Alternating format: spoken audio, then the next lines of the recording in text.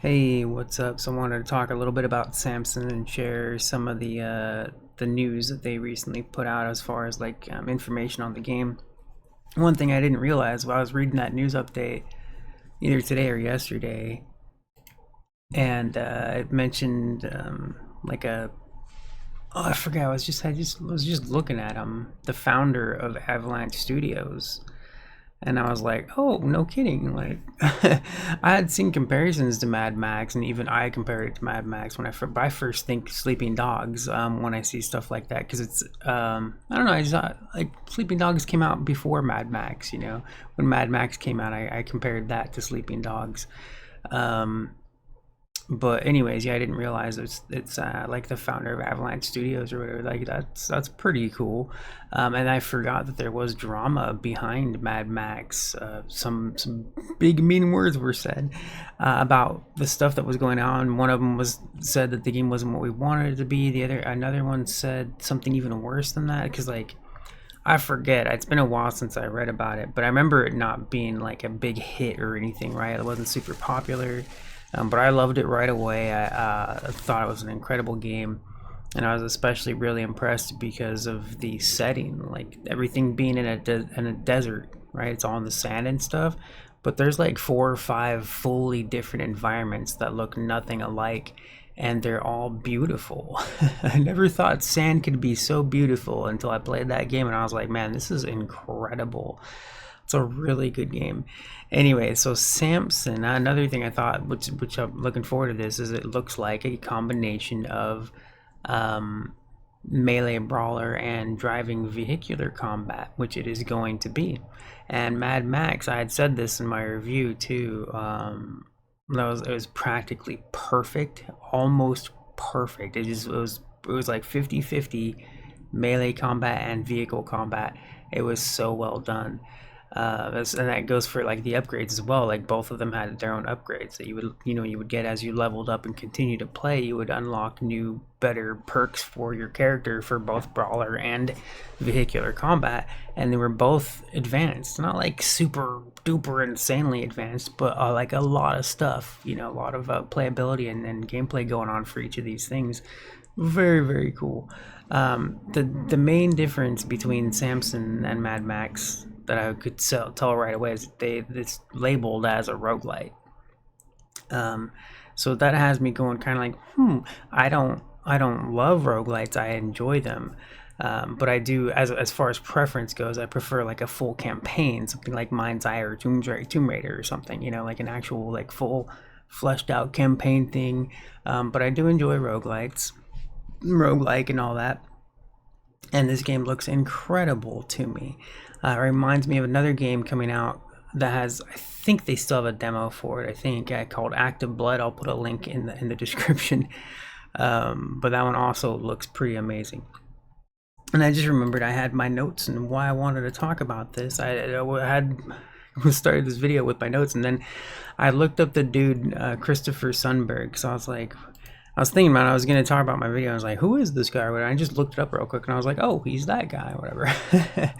But anyways, so from the recent update that they wanted to inform players of how the game was going to be and stuff, like the major features and all that kind of a thing.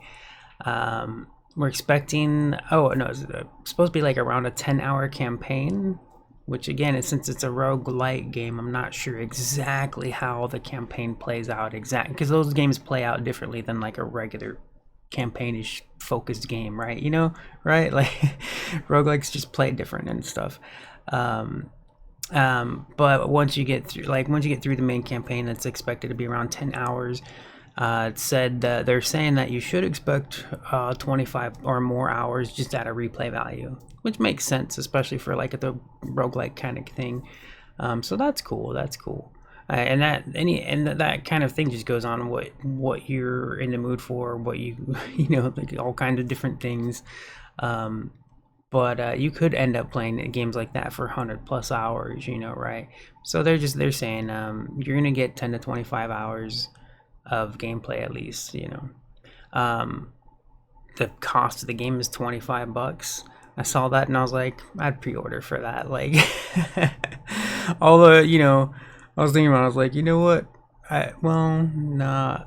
The Marvel Cosmic Invasion game is $30, and I didn't want to buy it for $30.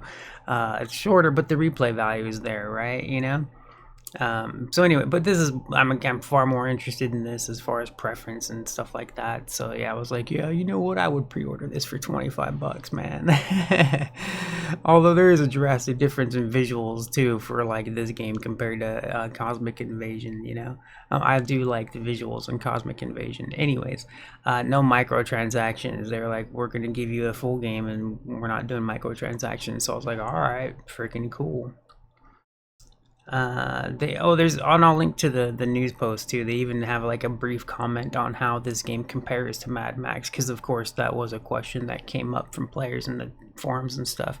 So they just do a very small address of that.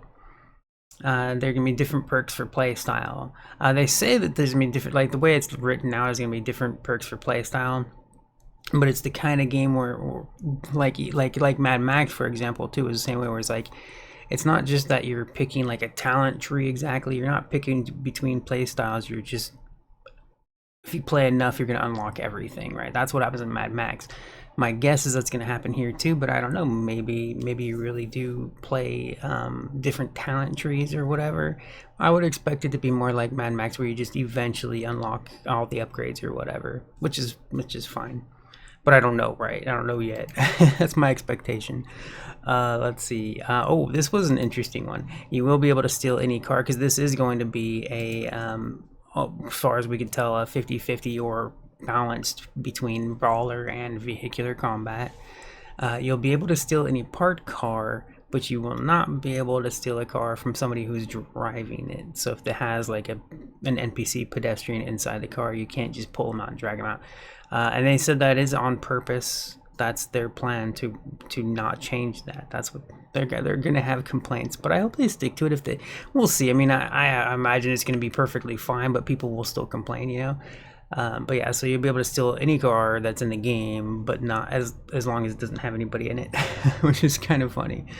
They are focused on making vehicles behave and feel different for each different vehicle that you'll drive, so they should all feel differently from each other and have different, that kind of a different feel and stuff.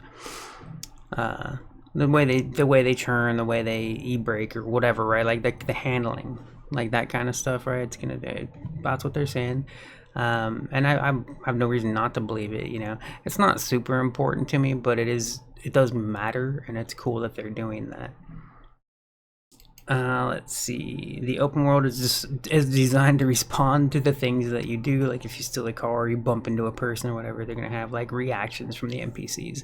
I think it's funny that they point that out, because it's something that you would expect from like AAA games, kind of, and it still doesn't always happen. Like, people will complain about that in AAA games. But any game that happens, where you just bump into NPCs and they don't react or anything, people get mad about it. And I'm like, it's cool when they react, but you don't, like, it's just, I don't know why people get so mad about it when it doesn't do that. It's like, relax, dude, just play the damn game. They want their realism or whatever. But anyways, so yeah, they're saying that the world is going to respond to you. There are no difficulty settings, but they try to point out, they're like, you will be able to choose how you play the game. So basically, from the sounds of it, no difficulty setting, but you'll be able to approach the missions the way, like, you could pick an easier mission compared to a medium or a harder mission or something like that, right? It's just my guess, because they don't really go into full details other than no difficulty settings, but you will be able to, like, kind of choose your way through it or whatever, right? So I have seen games like that where it's even like roguelike games are like that, like you decide between, like, here's this level is going to be harder, this level is going to be easier, and then you get different rewards based on that kind of a thing. So sounds like that-ish. Let's see. And then the final note I have specifically from their update, their news update, is there will be environmental weapons and attacks. So when weapons are available, it's only per the environment. Different weapons will be available in different environments. So you're not going to get like an axe from every single environment, or hammer from it. It's going to be depend on where you are. what kind of weapons you'll find and pick up and be able to use. Besides the using the environment to also fight your enemies as well, which was a big one in Sleeping Dogs. Oh, it was my favorite thing. My favorite thing in Sleeping Dogs, one of my favorite things. The whole game all around was amazing. Was the environmental attacks. So that was super, super, super duper cool. And Axe of Blood has that as well. So anyways, that was all the notes that I have for the update that they posted about what they wanted players to know, what they're planning for it. And there are more details like in the post itself, which I will link to. They go in a little bit, it's not like majorly deep, but there are some extra details and specifics, and I just wanted to sum it up. I was like, all right, this is all freaking cool, man. Like, game looks amazing to me. They did show this at the Game Awards the Game Awards. I'm pretty sure this was at the this was at the Game Awards, right? Pretty sure. So I wasn't too worried about it like not getting views, right? Like I was like, come on, man. If the Game Awards had it, it's gonna go around, right? It's gonna be in every big major site. The closer it gets to release and stuff like that, it's gonna be a big name, right? It'll be like a big indie name, right? Like Bastion or Hades or Ori and the Blind Forest, like big title indie games, just because they're going to be heard about everywhere and be talked about everywhere. But that's why I was kind of like, I didn't jump on this right away, because I saw it, I was watching the trailer, I was like, oh, that's my game, yeah, so I think I'm a little more excited for this than I was for MindsEye, and I loved MindsEye, you know. But anyways, yeah, this looks super cool. Really looking forward to it. Love that there won't be microtransactions, none planned anyways, right? We'll see how that goes. That's funny. Have you seen the developers? So many freaking early access and indie devs and all this stuff. They'll make these promises, and the next thing you know, oh whoops, we changed our minds. You know. Last Epic is a recent thing. I've seen it with multiple games, so it's really funny, man. It's not cool. It is funny. It happens way more often than I would expect, but over years I've seen it happen, so it just makes me laugh. I'm like, I hadn't seen it before, and then like it's becoming more normal. Like everything's messed up, man. It's all kinds of broken and bleh. Anyways, looking forward to this. I'm gonna go now, I think. Yeah, I'll talk to you later. Bye bye.